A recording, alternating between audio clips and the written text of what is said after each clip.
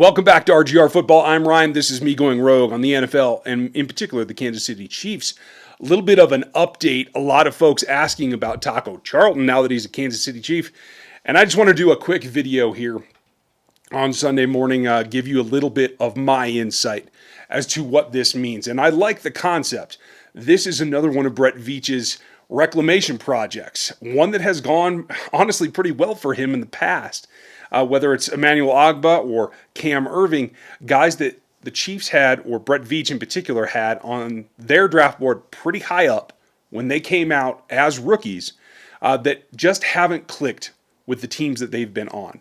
And this is something that Brett Veach has done a number of times, and I think is definitely worth the investment if you had a guy that high to begin with. Clearly, they're going to give it a shot. And this is a guy that fits the scheme. At 6'6", 270, he fits the D end that you want to have in terms of size and physicality that could bring there. Now, I want to go back in time a little bit, and that's because Taco Charlton wasn't on my draft board back in 2017. I had removed him for one simple reason, and that's because his athletic matrix was not explosive enough for me in order to feel like he could make a difference going forward into the NFL. It's one thing to play in college, but you have to be explosive. You have to bring a number of different elements if you're going to play and be successful at the NFL level. So quite frankly, I had removed him from my board. I'll try to put up the matrix here, one of these sides, and show you what it looks like compared to maybe to Frank, maybe to some of the others in his class in particular. This was a class that had TJ Watt and Myles Garrett, and that was about it in terms of the pass rushers, whether they were 4-3 DNs or 3-4 outside linebackers. There just wasn't a lot of girth in that particular class. But there's a couple of things going for him. He played well with power. And that's something that I think Steve Spagnuolo and Coach Daly put a little bit more emphasis on than a lot of other teams, and I think that will help him fit into this scheme and possibly be somebody that can grow into an Ogbah role. I think Ogbah is a great example of what you can do in just changing schemes towards a coaching staff that knows how to use you and that can be creative with using you. So I'm optimistic there. At such a low investment, it's not a problem. It's worth taking that risk because of what you saw before. Now, for me, just because I didn't have him as on my board because he wasn't that explosive doesn't mean that he can't fit other roles or do things with other tools. Not one of the guys that I think really has gone around the league and made a big name for him. Obviously, he was in Dallas for a while, was in Miami, didn't stick either of those places, and another one of these 2017 draft choices in the first round that has gone without a fifth-year option being exercised on him. That does tell you some things, but not only is Brett Veach and his staff comfortable with what they did on film prior to his coming out, they also feel like they have the staff to back them up, and they have an environment in place that can really help him. And I think when you look back on it, now Taco played at Michigan with Frank Clark for 2 seasons. 13 and 14, I believe they were both on the Michigan roster. Frank came out the next year in 15.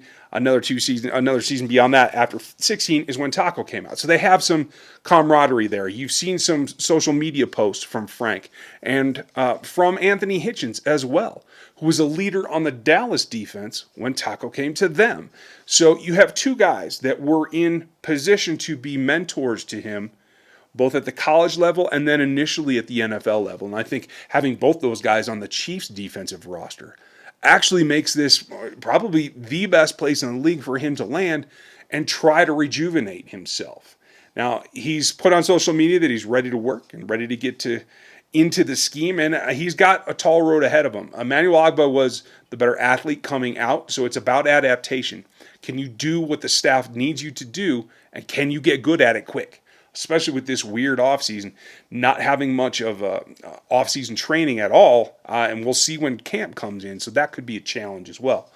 But I think what the Chiefs have done is take a really low risk on a player that has some upside that they liked at least somewhat initially, and they've put him in an environment that he can actually thrive in and have not just a touchstone with Frank Clark from college or Anthony, but they're together, guys that are driving this defense at 2 different levels. On top of Tyrann Mathieu, there's enough leadership on this particular defense that I think it's an environment that he can flourish in. Can he be a big edge bender like 12 sack guy? No, I don't think that's in the cards for him no matter what. But can he be a role player that exceeds what he's done in the past and that can help this defense rotate at D end, maybe even come down inside, although I wouldn't do that. I'll be interested to see what the staff thinks. And what can he bring to the table? I'm not going to say that he can't be somebody that fits this roster, makes the 53, and actually contributes at times. Am I going to bank on it? No. And again, this all goes back to the type of player that he is, which in 2017 had to come off my board because he wasn't explosive enough to play 3-4 outside linebacker. Well, they're not asking him to. So I think it's worth a gamble. I hope you guys are optimistic.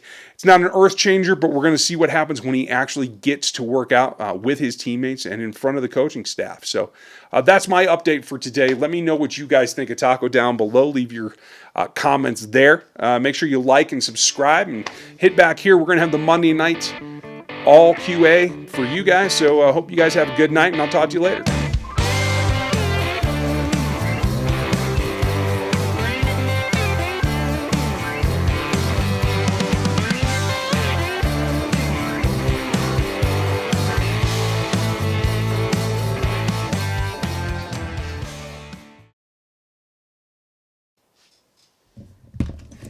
Whoa.